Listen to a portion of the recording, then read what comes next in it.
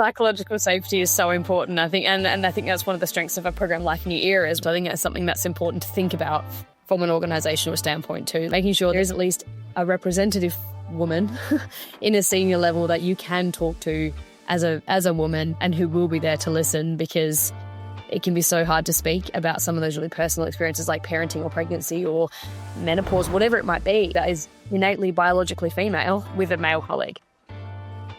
There is no right way to lead. It is about being able to meet, like if you're in a leadership position, being able to meet the needs of those who are depending on you, being able to guide them through the situations at the time, because we don't just want to put women up there who aren't ready for the role, right? But if you're not getting the opportunities, you're not going to develop the skills. If you're not able to see women doing it, it might not even be something you aspire to. So see it, be it is such a integral part of this discussion around this. Welcome back to New Era, the podcast for everyone committed to fair representation in sport. I'm your host, Elena Kouyoufa. Unfortunately, this time round, we are missing my fabulous co-host, Katie Preston, but you will be hearing from her in the next episode. Today, I have the pleasure of being joined by Kat Fortnum, who is postdoctoral research fellow at the University of Queensland. As you can imagine, there is a time zone difference. So, Kat, thank you very, very much for joining us today. It's a pleasure to have you with us. It's a pleasure to be here. Thank you. And no worries at all. As I know, we'll have kind of new listeners that have come on board, and the New Era family is, continuously growing. I wanted to share a bit of background in terms of the New Era program and tee things up for us, Kat, as we dive into some research that we've been working on together. For our listeners, New Era started back in 2022 as a year-round program and a growing community designed to recognize, support, and advocate for a new era of gender equality and representation across the international sports industry. To this day, our mission does remain to bring new ideas and underrepresented and underappreciated thinkers and individuals to the forefront and elevating their profiles. To do this, we have various ways. We have kind of a global platform, an ongoing community, which is powered by a super powerful steering group with very inspirational and accomplished women, and have some incredible experience with over 10 to 16 years of leadership positions in the industry. We have public speaking opportunities, monthly webinars, writing opportunities on our Sport for platforms as well. This podcast is actually something we wanted to do with Katie when we started in January, kind of to bring this out to the forefront and get more people to listen to kind of the women shaping this industry. So, this program definitely wouldn't be what it is today if we didn't have the amazing cohort, steering group, and of course, partners. And this is kind of where the University of Queensland also comes in. And Kat, I think this is a great point to hand over to you so you can tell us a bit more about this partnership, why it's come about, and kind of what we've done together. But first of all, if you'd like to introduce yourself to the listeners. Of course. It's always so incredible to hear the scope of the New Era program again when you talk through it, Eleanor. As you mentioned, I'm a postdoctoral research fellow at the University of Queensland, and I'm currently employed through the Health and Wellbeing Centre for Research Innovation, which is a research centre that's co-funded by the university and also by Health and Wellbeing Queensland. So it's quite a unique research partnership. We focus on building capacity, driving innovation, and sharing knowledge that helps to improve health and wellbeing and physical performance broadly. But I'm also an affiliate researcher with the Queensland Centre for Olympic and Paralympic Studies. So that's another multidisciplinary research centre with a focus on research and big issues and ideas that are kind of related to the Olympic and Paralympic Games, which are coming to Brisbane in 2032, and sport and health more broadly. So in terms of being a part of those two research centres, but then also considering, UQ more broadly, ahead of the Olympic and Paralympic Games, sport and inclusion are huge, big areas across Queensland, but particularly for UQ. And part of the focus of that is that UQ are really committed to building the evidence base for a more inclusive and more inclusive leadership pathways through sport. And so this project was a pretty perfect fit, to be honest.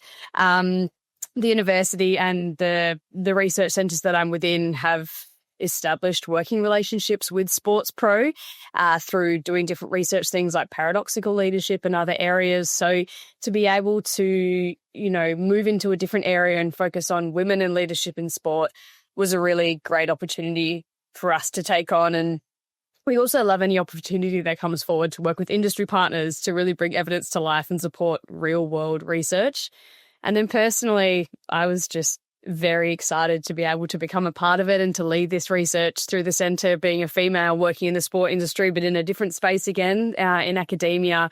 It was a really personally interesting project for me to be involved in. Some people might have already seen some of the research and the findings and so on, because it has been public for people to kind of explore that.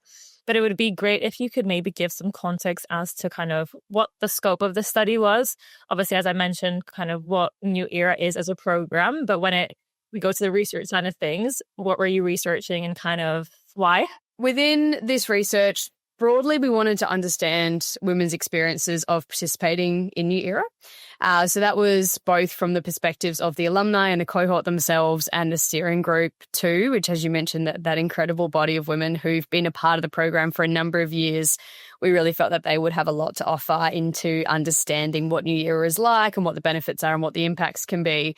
And we wanted to look at the impacts of the program both for the women themselves, around their personal growth, experiences as a leader, and then try and look into the kind of potential impacts of a program like New Era on gender equity more broadly in the sporting industry. And to do that, we did what we call semi-structured interviews. So we come in with a bit of a guide, we come in with some questions, potentially similar to how you might run a podcast, with some points that we wanted to cover. And then we also, with the alumni and the cohort, did a storytelling component where we asked them to talk about what it is that kind of led them to be within New Era. And that, for some women came through from their childhood experiences of being a gender minority in sport or experiencing discrimination, or more through interview processes where they felt they weren't able to experience success in sport or were being undermined based on the fact that they were women. So it was really interesting to kind of open up both those focus line of questioning, but then allow our women to talk broadly about what they felt they experienced. What's really important from our side as well is the fact that this program has been running for almost 4 years now. So it's, something that has changed over time. Generally, our steering group has stayed the same, and they've evolved kind of over time in terms of their mentorship style, how they communicate with people. And I'm sure this has kind of been reflected in the research findings as well. And oftentimes, I think something that's so valuable is that a lot of the mentors actually say that they learn so much from their mentees as well. So even though we see that there is so accomplished women, there's still room for growth and learning. And I think what was incredible about this research was that kind of everyone was super transparent. And I think that's what we really wanted to achieve, because this definitely isn't a program of like a tick the box kind of thing. It's very much a program where we want to have that two-way communication, make sure we're serving, the population, the industry, and kind of where things are going. So I think what was a key success in my view is how transparent people were, and that the research findings have given us a lot of points to take away and then go and improve this. And this applies to our program, but I think it has a lot of kind of crossovers to the wider industry in terms of what is needed.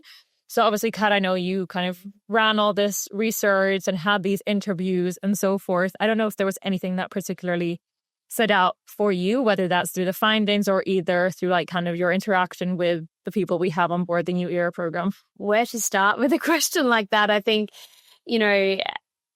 as you were just going through that point then, like even the transparency was incredible. And I think, working with Sports Pro and New Era on this, I think that's what's been so incredible for us as researchers, as well as being able to come into this to have the freedoms to be independent and really obtain the real life experiences of women within the program. I think, that can be a risk sometimes when programs are on their own kind of evaluations per se, and that they're not necessarily getting that true transparent experience and really that clarity around what's working and what's not. So it was really, I could really tell, and the other research members that did some of the interviews as well could really tell that there was an authenticity and a truthfulness and an honesty and open dialogue that came through with every woman that we spoke to. And I think, at the highest level, that captured just how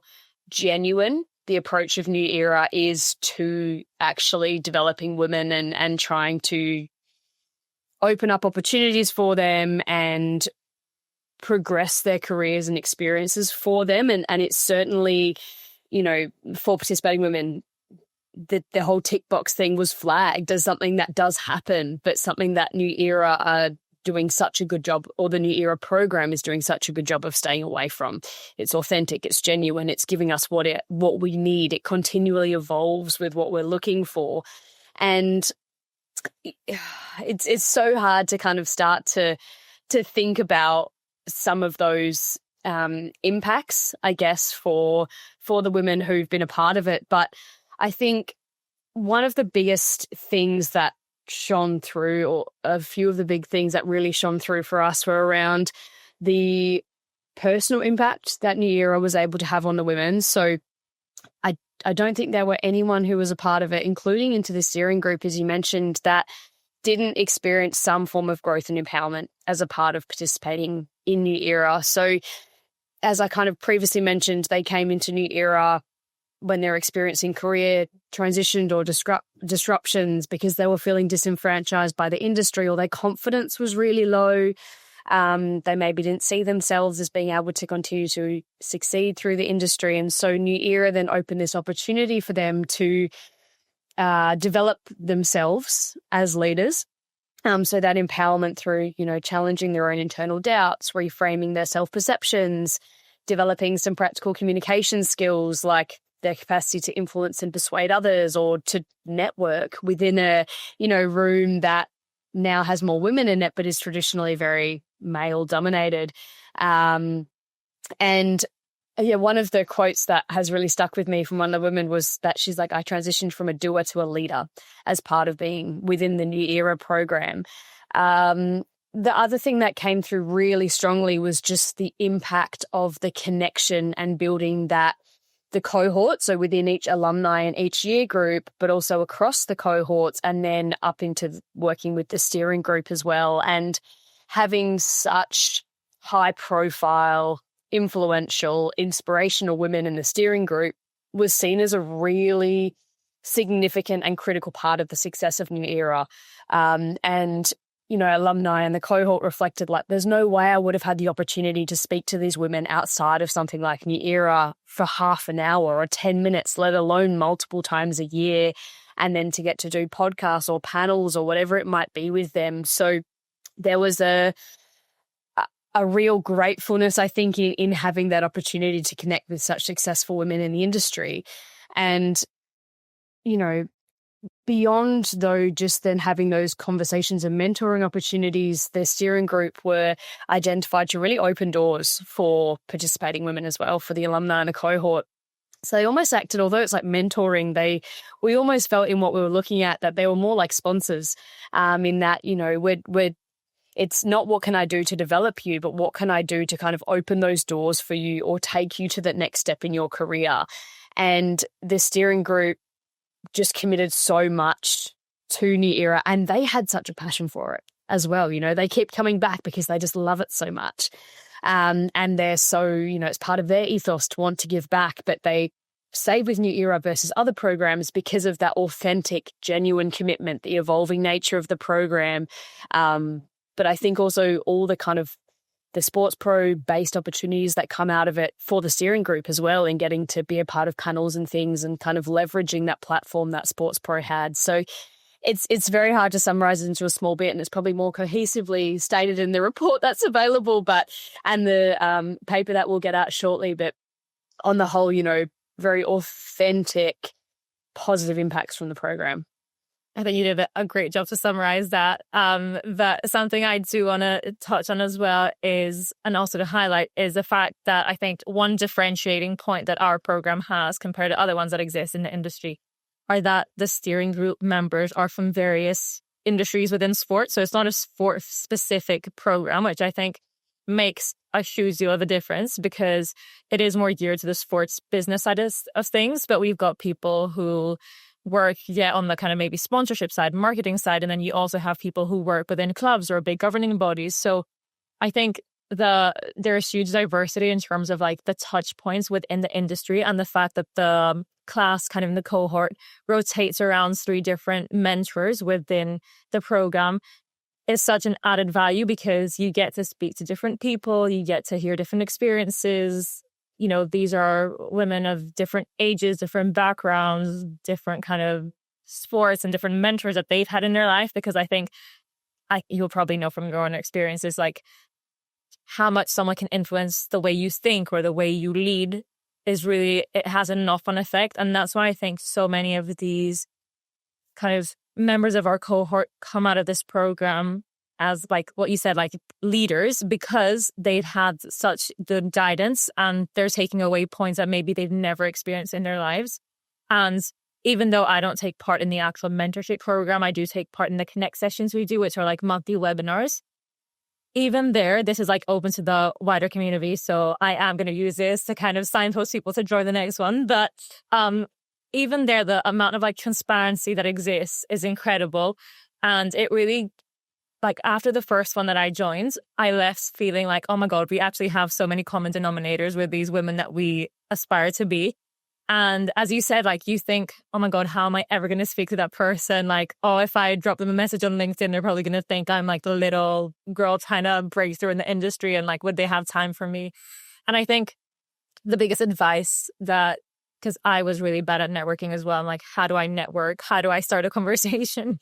And I think what like someone recommended was also like, these women realistically don't have a lot of time on their plate. But if you go there and know what you want, like in specific questions, that does take a bit of internal reflection, but they are there to help, and they are the ones who will pass on the baton and kind of help you to do that. So I think as long as someone goes there knowing what they want or what advice they're seeking, I'm sure like a lot more doors would be open. But I also do want to, I know you kind of touched on some of the key findings. A common theme has been kind of growth in confidence, empowerment, and leadership kind of identity. And I would like us to kind of like touch on these points, if you don't mind, like if you can dwell a bit in kind of like, what does confidence mean? What does empowerment mean? What does leadership identity mean? If we can kind of go through these, as I think those were the things that were consistently reported. Yeah, definitely.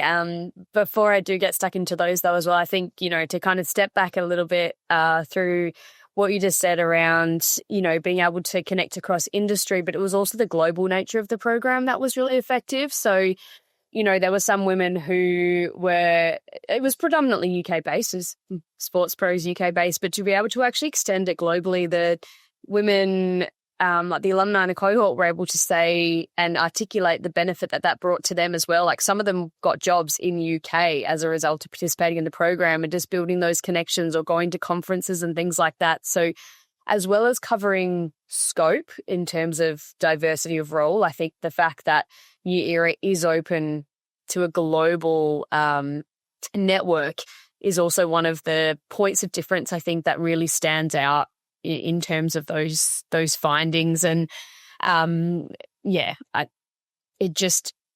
offers people so much in terms they can understand how to interact with people in America or people in the UK or people in Australia, or just even to build that commonality around, other people across other countries and other cultures still experience this too, or how it might be different somewhere else. Or even some people, one of the participants tapped down to the fact that like people weren't even aware that what her role existed in the country she was in, and that the sport organizations that she was supporting were existed. And I think in terms of then just sport more broadly beyond the leadership space, it just opens up the avenues for what is out there and what is actually happening from a participation all the way up to the elite level and everything in between. So I think that was something too that I just wanted to get into. But back to your main question. So their confidence, empowerment, leadership identity, they're certainly very intertwined factors, but each have their own little point of difference, I guess. So how we, I guess, would think about it and have thought about it as researchers so far, in that the confidence is kind of a bit that comes first a little bit. So the confidence more sits in that sense of I know who I am. I see that I have a permission to kind of see it, be it within the industry through programs like New Era. It taps back into that authenticity around leadership as well. So, sports leadership is still and the sports industry more broadly is still very male dominated. So for a lot of women who are trying to break through the pipeline, as was so evident in the interviews and in women sharing their experiences, is that there's still this real kind of stereotypical role of what it means to be a leader within sport. And so women weren't necessarily feeling like they could be themselves as a leader, and they felt like they had to be someone else and kind of be that traditional leader, I guess, to succeed. And so it kind of links through to that empowerment quite quickly, from confidence to empowerment, but basically then that empowerment step of like, I can be and I can do in a way that is true and authentic to me. By seeing high profile women get there by being themselves and by being authentic to who they are, allow women to feel empowered to be able to do that themselves. Through building the communication skills and things, you get the confidence, and then you employ those skills, and then you feel empowered to do it again. So it's kind of a step through process, I guess. And then that identity is really, there's probably a couple of parts to that as well. So it's, again, stepping into that authenticity. Who am I? What does it mean for me to lead? But also then women reflected a little bit on that change in the establishment of their personal brand, which goes beyond who they are as a leader into more the what do I want to be known for and who am I beyond my role. So, it's I want to work really strongly to advocate for change in the industry from a gender equity standpoint. Or I want to be seen as being that mother hen figure who people can come to for support, seen to be the team player, seen to be able to command a team. So it's more the different layers, I guess, that then form around being able to establish who am I and what does that mean for me as a leader, broadly beyond the specific role that I'm working in now. That's so useful and a great way to separate these, because as you said, I think they overlap and intertwine so much. And I think something else to mention is that obviously all these things kind of fluctuate and change and evolve. There's no kind of one size fits all. And I also feel that depending on your environment and your group, kind of these things change. And something else is, I have felt this personally, so I'm sure someone else will have felt it, is that oftentimes we feel like when someone is really established that they can have an established kind of leadership style. And I don't think I have to phrase this probably, but I feel it's almost like they're given the right to command authority in a specific way because they're in that position. But I think we have to understand that this isn't something that just comes with a job title. It's something someone has worked with and nurtured and seen that this is what works best for them and their team.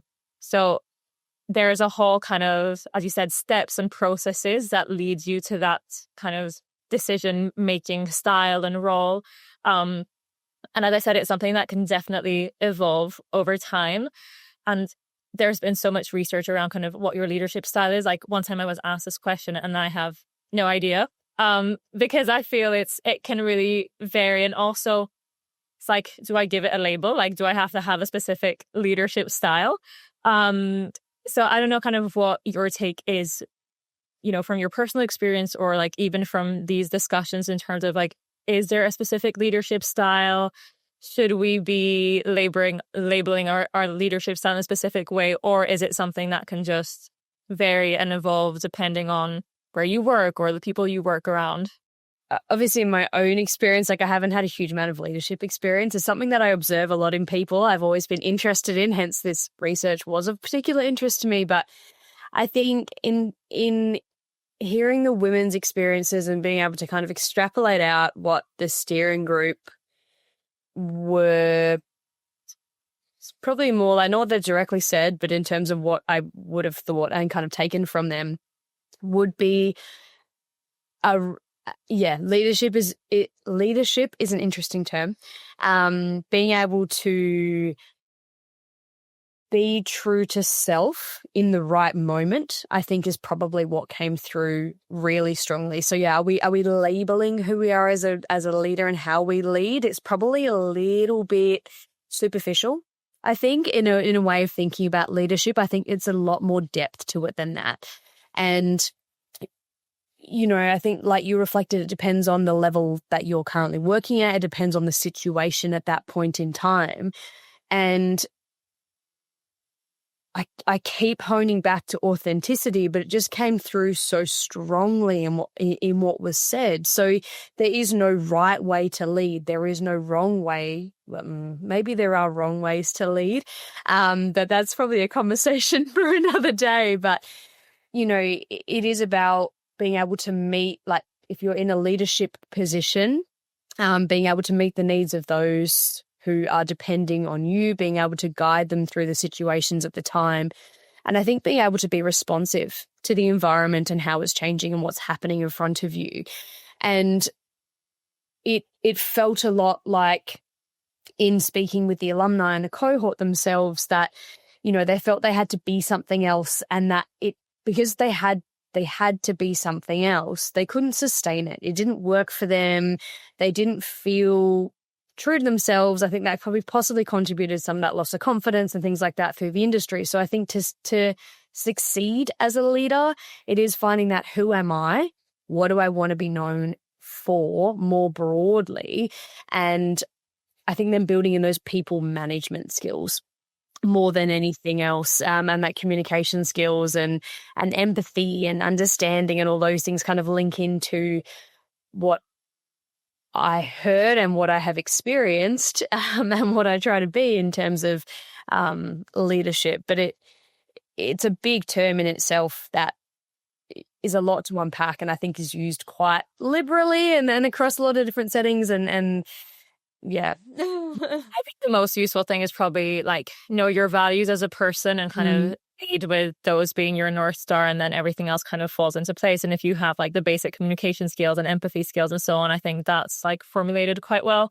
So I think as long as you know your values, and to what you said, like don't kind of try to be what you think a leader should be, because I think for a very long time we've had a specific idea of like what a leader should be. And I think the New Era program, whoever has been across it, I think it has done a really good job to showcase that you don't have to be that. And also you can be more than just that. Like, as you said, like your identity isn't just your job. You can be a mother, you can be a partner, you can be like so many other things that sit into who you are as a person. But I think something else that is kind of you touched on earlier is the importance of having these opportunities. We're discussing a program that is giving opportunities, but the reality is that oftentimes there are no opportunities, or it's really hard to get into them, or there's barriers for certain communities. So from the research and the findings and your general kind of experience, how important is it for there to be like kind of structured opportunities, and not necessarily programs like this, but just structure when you're trying to tackle the whole ED&I space? I think it is currently critical. There's the risk of kind of anything like this that focuses on a specific minority group within an area, when you're being taken the wrong way and not being authentic and not being done properly and done well. And, then you can get the people who are sat on the other side of the fence who can get quite, you don't need this kind of support. We're further contributing to separating groups apart or pointing out difference and things like that. But from what I was able to hear from women, there are still a lot of gender-based challenges that women in sport experience. And that's despite, New Era is one program that is developing women and leaders, and, women leadership programs is kind of the overarching title of what they are. And there's a number that exist at national level, state level, that are run by government bodies. And still the stats are sitting in the point of there are not as many women executives. There are not as many women sitting in the C-suite. There are not as many women on boards. And so until you start my personal opinion, until you start to get to the point of that becoming more diverse. And I think equity and parity is also an interesting one to speak to, because we don't just want to put women up there who aren't ready for the role, right? But if you're not getting the opportunities, you're not going to develop the skills. If you're not able to see women doing it, it might not even be something you aspire to. So see it, be it is such a integral part of this discussion around this.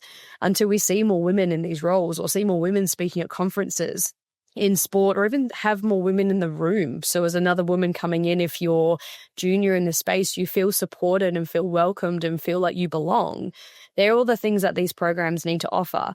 And so, yes, I do think programs like New Era are critical at this point in time, but I think it's also making sure that they're being, utilizing things like your independent researchers like us to come in and be able to truly look at the programs and be able to add that evidence base to them to show, yes, they are meeting a need, or no, they're not, or what are we missing at the moment? Are they capturing the cohort? Where to from here? What else can be done? So there's not just this duplication of everything happening everywhere, but there's almost this complementary approach to changing the industry, because supporting women and developing women is one thing, but then, there's so much more that has to be done.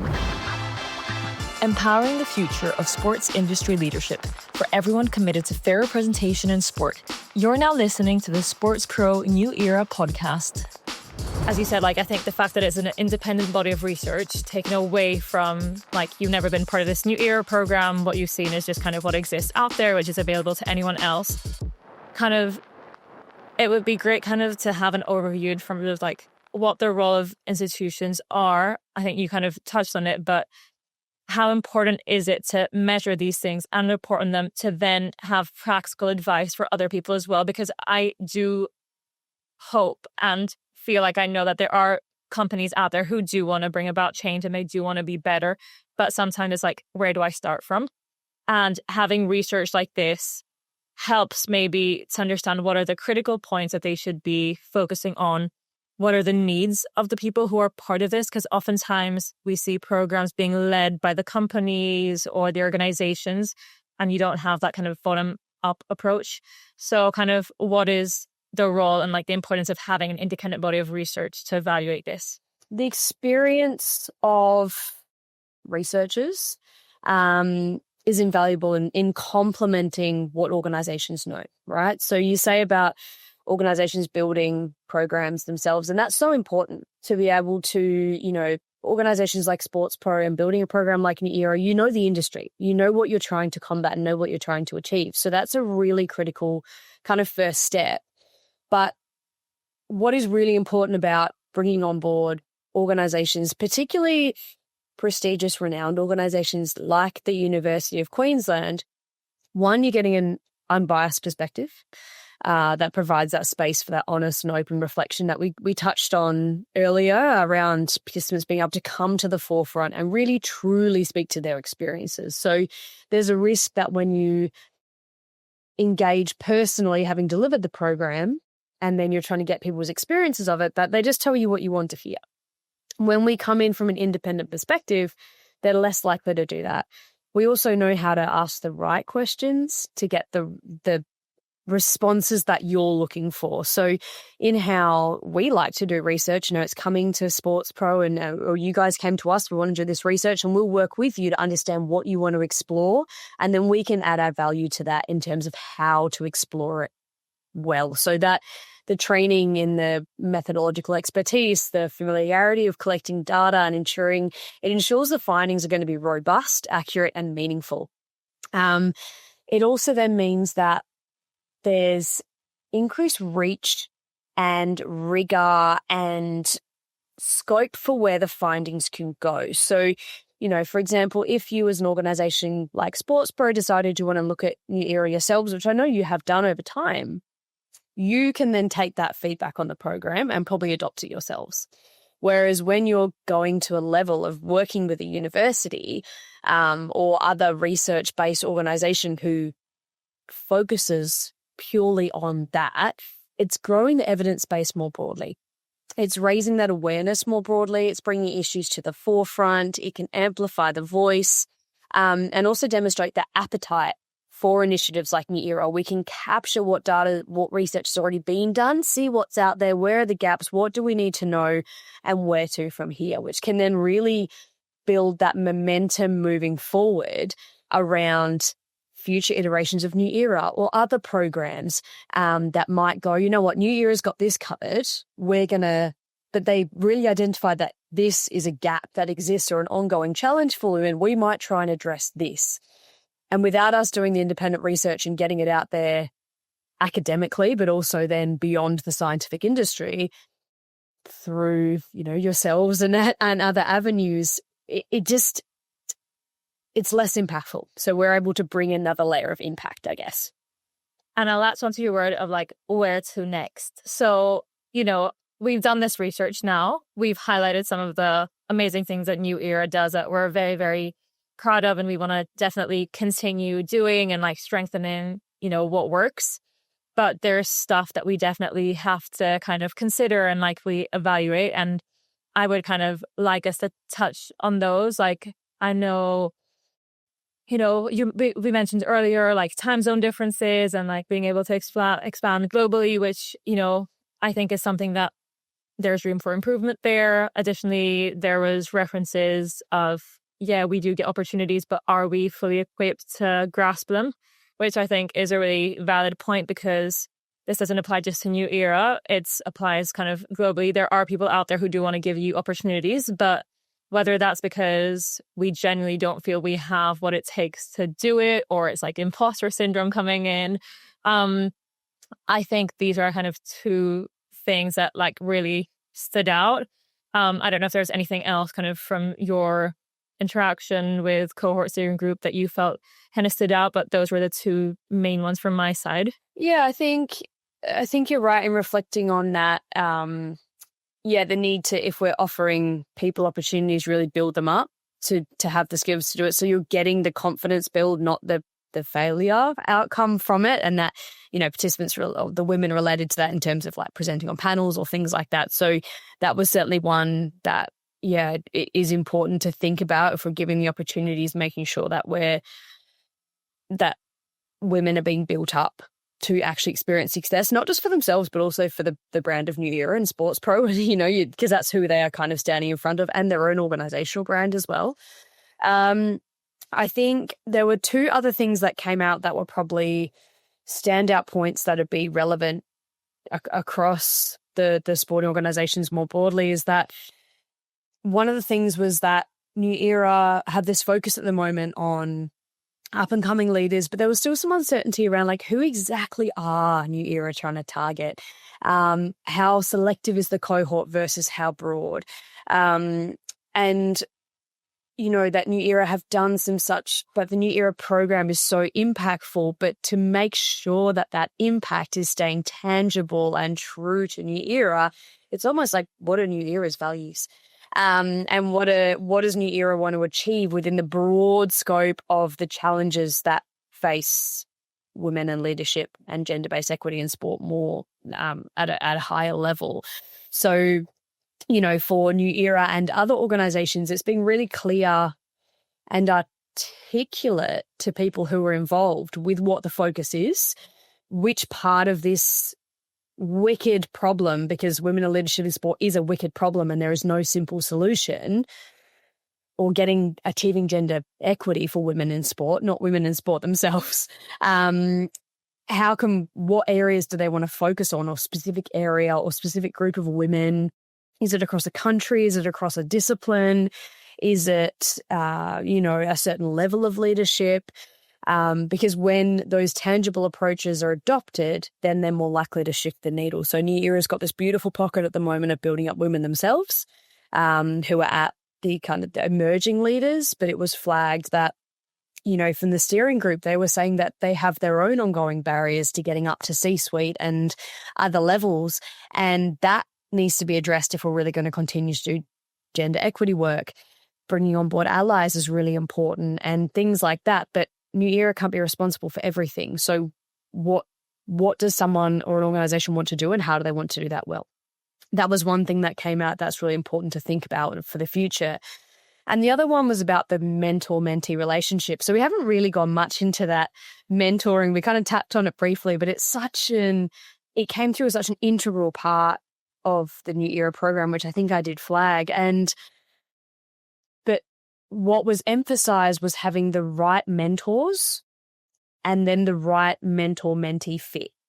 So that, knowing, I think that the steering group themselves as mentors flagged, like, New Era has never spoken to us about who we are and what our styles are. And something like that could be really important to do, so that would support the matching process between, mentees coming in. So rather than just matching based on, where they live globally or the area of sport that they're in, actually going into that more personal level, which I think is also really important when you're thinking about generating authentic leaders. And if we think about if we've had our own mentoring in the past or psychology or whatever it might be, that relationship is so important to be able to be truthful and honest and come forward with what you want. So that was something that was also really important, is getting the right people in to be the steering group, but also getting the right matching. And then you flagged earlier too and talked about when we want to engage with mentors and these really senior people in the industry, it's about, if we go in with something, a specific question or something we want to achieve, we're more likely to get outcomes. And I think it was really interesting when the steering group and the alumni were both reflecting on their experiences through those mentoring or one-on-one sessions that they have, and the different expectations that they were coming in with, but also in terms of the alumni themselves saying, like, at the beginning, I didn't really know how to be mentored. So building, if there is a mentoring component to a program, actually building in the skill set of those who are being mentored so they can capitalize on those opportunities most. And that was one of the things that was flagged, was around, the alumni to current cohort pairing, for example, to be able to support women to get the most out of the New Era program. So there were a few things that were probably some next steps and considerations in terms of the future of New Era and other similar women leadership programs. I think it's really interesting, like the points you make, because like these are all like 100% valid points and like things that are happening. And then at the same time, you feel like, as we said, it's such a wicked issue. It's like, how do you best approach it? Because on one hand side, like hearing you talk to that, I feel like, oh, but we are actually like catering to a bigger kind of pool of people. And then, but there's actually need to be more specific at the same time. So then it's like, how do you do this? And then it kind of also brings the point of like how important partnerships are, like whether like now we've partnered on this research, but also I'm sure there are other programs that maybe do focus on that kind of leadership part, or like how do you get to the C-suite levels. So it's like, can there be cross collaboration between existing programs? Because I think some people probably do a really good job at specific things, and then when you try to do a bit of everything, maybe it's more challenging. So it's like you almost shoot yourself in the foot, like if you try and do more specific things. So definitely there are, I would say, kind of the best steps would be try and be better what you're already doing, and like from people's experiences and feedback is like change like some of the basic things, like you said, like make sure you're giving people, like explain to them how mentorship works.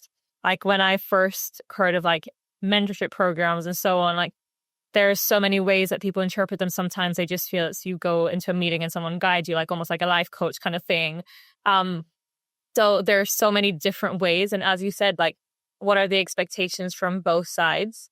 And I do think that New Era tries to do a good job in terms of like a matchmaking side of things, because we do receive applications and those are kind of a way that we interpret who best to put in. And I would also say from my experience, sometimes we feel there's like, let's say everyone has a CV, okay? It's maybe one is like more career driven, but it's like your CV of like who you are as a person. I think sometimes when we read that or we feel who that person is very different to who the actual person is like a human under interaction. So you sometimes see these women who are so driven and like badass women in the industry, and you're like, oh my God, like I feel she might be scary. Then they're like the sweetest people on earth. And you just bond so nicely because you relate on like a personal level, but also career-wise, like you aspire to be that amazing and like driven women as well.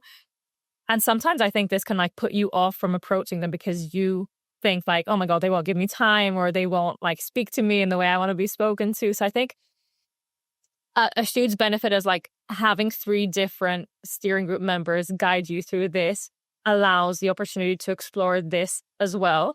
So I think, yes, specificity is like amazing, but at the same time, having this kind of ambiguity to some things can also be of benefit, because it's crazy to see like how some people might match that you would never expect them to. Exactly. I think you're so right with that. You can't always know what's going to come out of a certain situation and how people are going to blend and match and things like that. And yeah, I think that's really interesting reflection on like this CV, right? We have the CV of who someone is from a career perspective versus who they actually are as a human being. And maybe that's even something really interesting to think about, is not only understanding the mentors, but then if you understand them, then adding this extra layer almost, I think was kind of how it was reflected, like another layer to the matchmaking process in terms of then those personality connections. So often, you know, as we progress through life, and like I know quite well now what I would need from someone if they were trying to support me through a challenging situation. I like to be validated. I like to have opportunities. I like to have a softer touch, but also be really challenged in what I'm doing. But if you just tell me what to do, then I'm like, nah, not that interested. So they're almost, I wonder if there's like this extra layer to be added to the CV that's like, what works for you personally? You know, but I think having the 3 mentors, I think is a really cool thing that was really great. And different mentors are going to have different ways of approaching things. And that was really evident through what they did, but also different connections and can open different doors. So I think that was really a strength of New Era, was having those multiple people to engage with. But yeah, that, you know, it's so hard for external people to ourselves to build connections for us, right? So I think New Era do, and from what I gathered, most people had really positive experiences, so some really great things in terms of actually actively trying to gain insight from like the cohort incoming about what they would like to get out of it, having the CV, you know, knowing what their goals are and things like that. And then sometimes it's going to work, sometimes it's just not though. And it's also going, okay, sometimes it won't. Maybe it's having an option if it doesn't. Is someone being able to come forward and say, hey, look, that didn't work for me today. That person's just they're not my match. Okay, great. Let's see what we can do about it. But that's probably one of the biggest challenges in those kind of mentoring spaces. Yeah, and I think we've touched on kind of the importance of having these opportunities and having these programs. But I think a main thing also is like, that's why we touched on earlier, is like, why aren't there programs, or why aren't there kind of structures in place in various organizations? And I do want to like touch on some insights around kind of why it's important to have diversity in your group and have these women, because like this whole program is based on like creating these opportunities. And there is some research from like Boston Consulting Group that said like 45% of total revenue in companies with above average diversity is attributed to kind of innovation versus 26% in less diverse companies. And then kind of some of the key emerging themes that come up, this was primarily from like female CEOs in their roles, was like around public pressure, which is kind of what we touched on earlier, caring responsibilities and the need to behave more like men. Like I think we've briefly like touched on these as well. And I do want to raise something. I know we did put a video out around this, but from Tate Miller, who is like part of our steering group, she had made a point of like the world is definitely not equal, and we don't necessarily we have to strive for equity in what you mentioned earlier, but it will never be equal, and we have to be realistic about this. But the fact of the matter is that you don't have to do a lot. Like things don't have to be like super strategic. You just have to take a step in the right direction. And I think this is like something I do want people to leave with, is like, you don't have to have this huge like New Era program, this amazing concept of like what opportunities look like or how they should be. There's like little things that organizations can be doing that make such like a world of difference for not only women, but anyone, like whoever wants to feel included in their organizations. Like, as you said, like you also have a little child as well. Like I'm sure you felt moments where you could be more included, or we've had someone in our company also, like whilst I was pregnant, I know she mentioned like, oh, I feel like people are just talking about my belly and like how I am like pregnant now. And like, you no longer see them as like the women who you're working with and saying they have this new identity. And I'm sure this brings concerns of like when you come back again, like, so to me that like has really, I've really kind of kept that in mind of like, you don't have to have like this. It's not like I either have a strategy in case and I do something or I don't. It's like you can do little steps. And I would love kind of from your side, having had all this discussion and the research findings and everything, if there are kind of any key takeaways that you would recommend for people to kind of adopt within their organizations. Where to start with this one? It's a really good question. I think it's about having that awareness and empathy. So, you mentioned around, and women within the New Era program even mentioned around like, I don't have kids and I don't plan on having kids, but now in working with or being a part of the cohort with women who have been through pregnancy and parenting and maternity leave and being a primary caregiver, she was able to generate an understanding of what that experience could be like, which then allowed her to have more empathy towards other women who were going through it. Or even, a woman who experienced gender-based inequities as a junior was then like, well, this could also apply through to males who are coming up as juniors in the industry, and I don't want them to feel like that. So I think within organizations at the simplest level, if they can start to listen and be aware of the different experiences that exist across not only women, but just different minority groups, particularly. I mean, we've spoken a lot about women. I know New Era is also for non-binary individuals, but I've spoken to women because we didn't have any people who identified as non-binary in the group, but there's still a lot of other gender-based minorities across industries. And, if organizations can take the time to listen and understand different experiences, generate empathy through their leaders, and really start to, act in a way of we are open to understanding, we want to do something differently. And that could be through, getting the right people up into the levels and changing up the system that's already existed. But also then just, understanding, opening up doors for people going, you know what, you are here. Where do you want to be? Doing those performance reviews to understand where people want to be, and particularly in those minority populations. And that might stem through, cultural diversity, intersectionality is a big one that comes through for women who are maybe non-English speaking, for example. How can we identify these groups that maybe do need more support and offer them the professional development, or offer them, mentoring within the organization, or whatever that might look like at a small scale level that is going to make a big difference to that person, and even just the perception within the organization that you will support me, irrelevant, I guess, of who I am. And I think, you tapped into that diversity comment around, success of organizations and things like that as well. And you've got, with more diversity comes varied thought. And with varied thought comes innovative solutions. With innovative solutions comes change and progression and success and all those things that flow from there.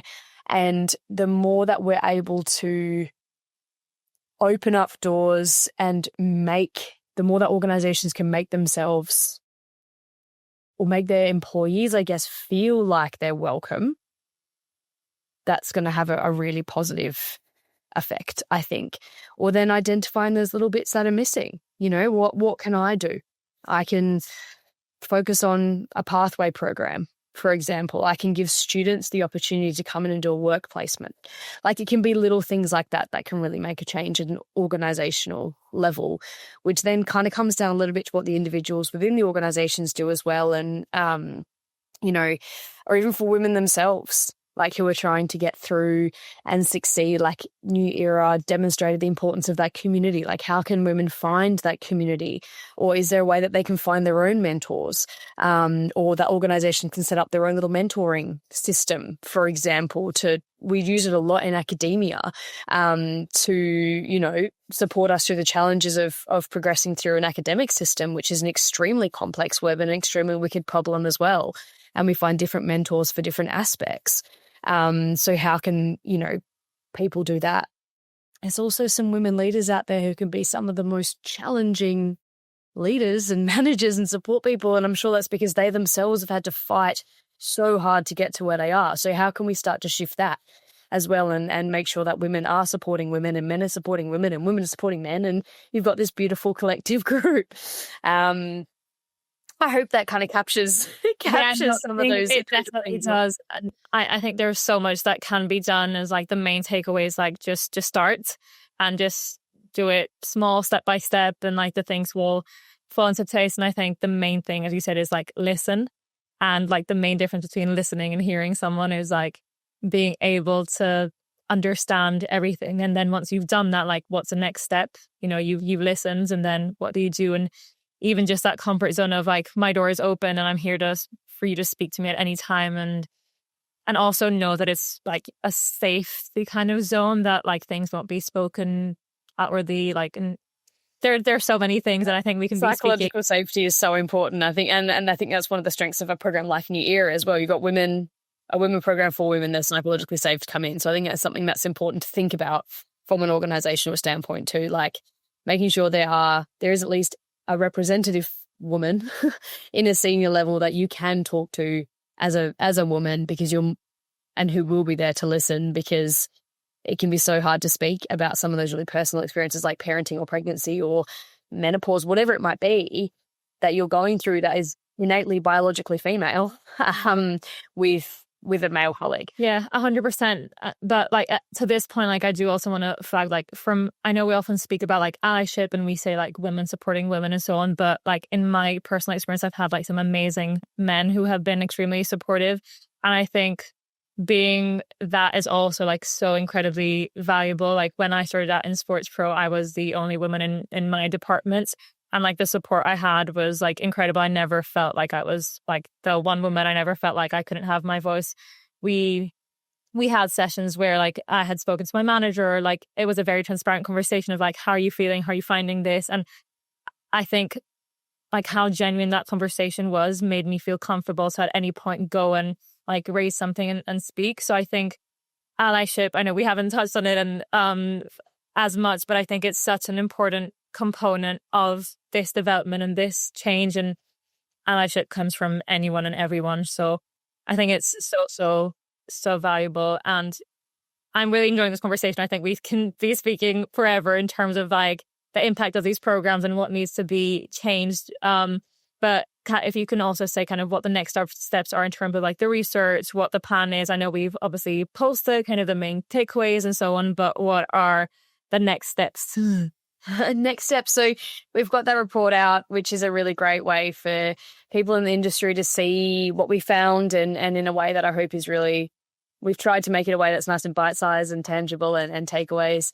We are also currently in the process of pulling together an academic paper that captures the findings, and that'll go into the broader community hopefully in the next few months. And then from here on in, really, it's us continuing to work with Sports Pro and with you guys from New Era in terms of we've now given, or you've got these findings, how can we support you to kind of integrate them into your programs and your future direction. And, there were some research gaps that came out, like we wanted to kind of understand the broader industry impact, but that was really hard to capture. And it is hard to capture without the right kind of data. So can we look at how we can look at women's successes and track women over time, for example, who've been part of the New Era cohort or the alumni, more from a promotional standpoint or career progression or transition, or is it a goal-based kind of outcomes for women in 5, 10, 15 years' time?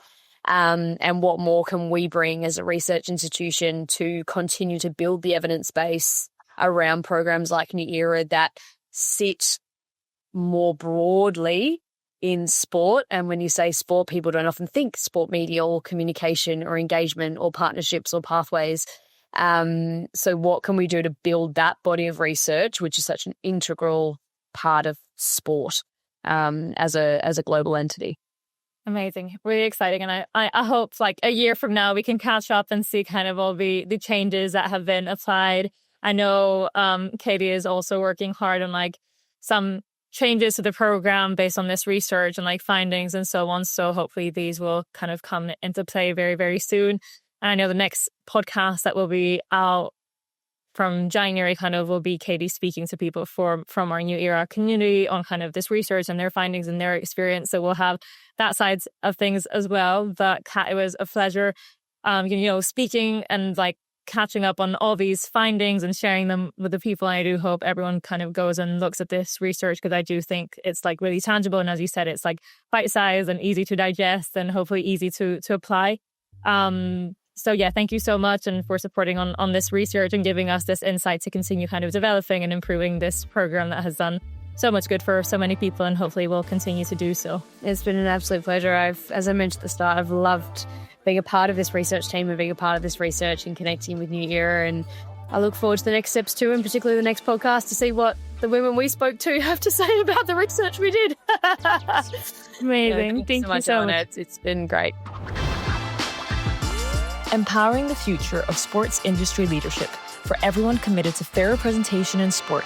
This is the Sports Pro New Era podcast.